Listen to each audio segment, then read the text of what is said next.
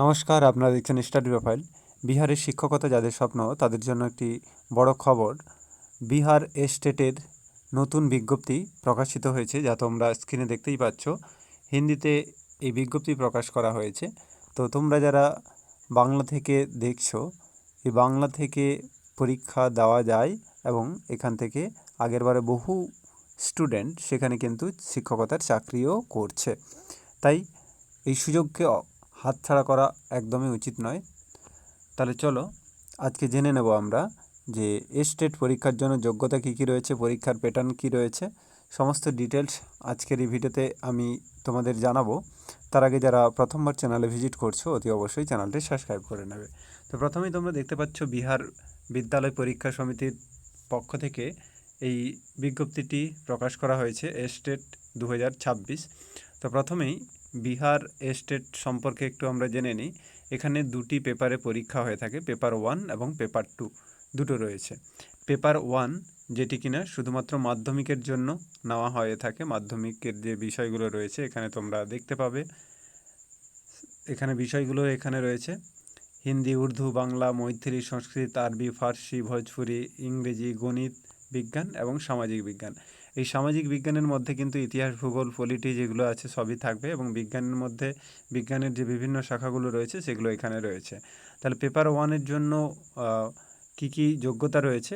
50% mark সহ আপনাকে স্নাতক হতে হবে, অর্থাৎ গ্র্যাজুয়েট হতে হবে এবং তার সাথে সাথে বিএড ডিগ্রি থাকতে হবে। পেপার 2 যে পরীক্ষাটি হয়ে থাকে সেই পেপার 2 শুধুমাত্র একাদশ এবং দ্বাদশ শ্রেণীর জন্যই নেওয়া হয়ে থাকে। এখানেরও বিষয়গুলো এখানে দেওয়া রয়েছে, হিন্দি, উর্দু, ইংরেজি যা যা ছিল এখানেও তাই আছে, আরও দু একটি বেশি রয়েছে। তাছাড়া প্রত্যেকটা এখানে আলাদা আলাদা হয়ে গেছে, দেখতে পাচ্ছ। ইতিহাস, ভূগোল, রাজনীতি, সমাজশাস্ত্র এগুলো সবই কিন্তু আলাদা আলাদা হয়ে গেছে এখানে। তো এক্ষেত্রে যে যোগ্যতা সেটি লাগবে পিজি, পোস্ট গ্রাজুয়েট থাকতে হবে, তার সাথে বিএড অনিবার্য। এই হচ্ছে গিয়ে পরীক্ষা। এবার পরীক্ষা সম্পর্কে আমরা এখানে দেখে নিই কীভাবে পরীক্ষা হয়ে থাকে। এই পরীক্ষা পেপার 1 এবং পেপার 2 দুটোই কিন্তু সিবিটির মাধ্যমে হয়ে থাকে এবং প্রত্যেকটি প্রশ্নের মান 1 নম্বর করে থাকে। এখানে বলাই রয়েছে, তোমরা এখানে দেখতে পাচ্ছ ক, খ, গ দিয়ে দেওয়া রয়েছে এবং কোনো নেগেটিভ মার্ক এখানে কিন্তু থাকছে না। কোনো রকম নেগেটিভ মার্ক থাকবে না পরীক্ষাতে।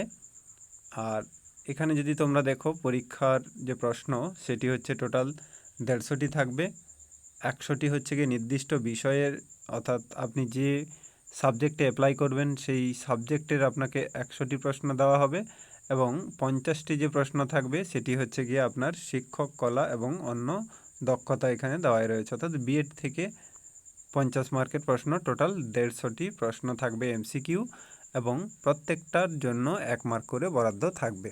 তো এই হচ্ছে গিয়ে এর সিস্টেম। তার সঙ্গে সঙ্গে এখানে আপনাদেরকে জানিয়ে রাখি যে পাস মার্ক কত রয়েছে। এখানে দেখতে পাচ্ছ যারা সামান্য অর্থাৎ জেনারেল ক্যাটাগরি তাদের জন্য 50% মার্ক দরকার হবে পাস করার জন্য, স্টেট পাস করার জন্য।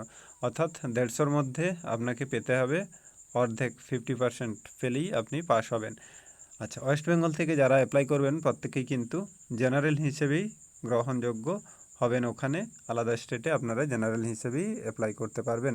এখানে কোনো রকম রিজার্ভেশন পাবেন না, কোনো ক্যাটাগরিতে আপনারা রিজার্ভেশন কিন্তু পাবেন না। এরপরে বয়স কত রয়েছে, আবেদনের যে ফিজ সেটাও এখানে দেওয়া রয়েছে 960 টাকা। পেপার 1 যদি আপনারা ফিল আপ করেন শুধুমাত্র, তাহলে 960 টাকা দিতে হবে জেনারেলদের এবং 1440 টাকা দিতে হবে হচ্ছে গিয়ে যদি পেপার 1 এবং পেপার 2 দুটো যদি অ্যাপ্লাই করেন, তার সেই জন্য হচ্ছে 1440 লাগবে। এবং কেউ যদি শুধুমাত্র একটা পেপারই দেয় তাহলে কিন্তু 960 টাকা আপনাকে অনলাইন পেমেন্ট করতে হবে। আবেদন যখন করবেন সেই সময় আপনাকে পেমেন্ট করতে হবে।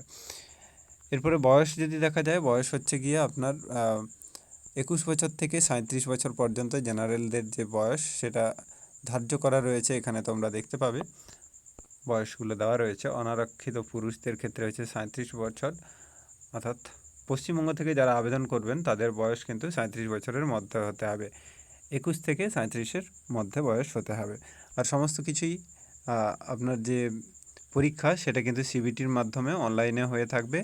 আর আপনি যদি পাস করেন তার সার্টিফিকেট পাবেন এবং সেই সার্টিফিকেট কিন্তু আজীবন আপনার বৈধ থাকবে। এরপরেই যে বিপিএসসি আসবে, বিপিএসসি টিআরই 4 আসবে, সেখানে কিন্তু আপনারা এই এস্টেট পাস করার পরে সেখানে আবেদন করতে পারেন। তো ভিডিওটি দেখার জন্য আপনাদেরকে অসংখ্য ধন্যবাদ। আপনাদের যদি কোনো প্রশ্ন থাকে অবশ্যই নিচে কমেন্টে জানাবেন এবং আগামীকাল 17 অগস্ট থেকেই শুরু হচ্ছে অনলাইন আবেদন। খুব শীঘ্রই আমরা জানিয়ে দেব আপনাদেরকে কীভাবে অনলাইনে আবেদন করবেন।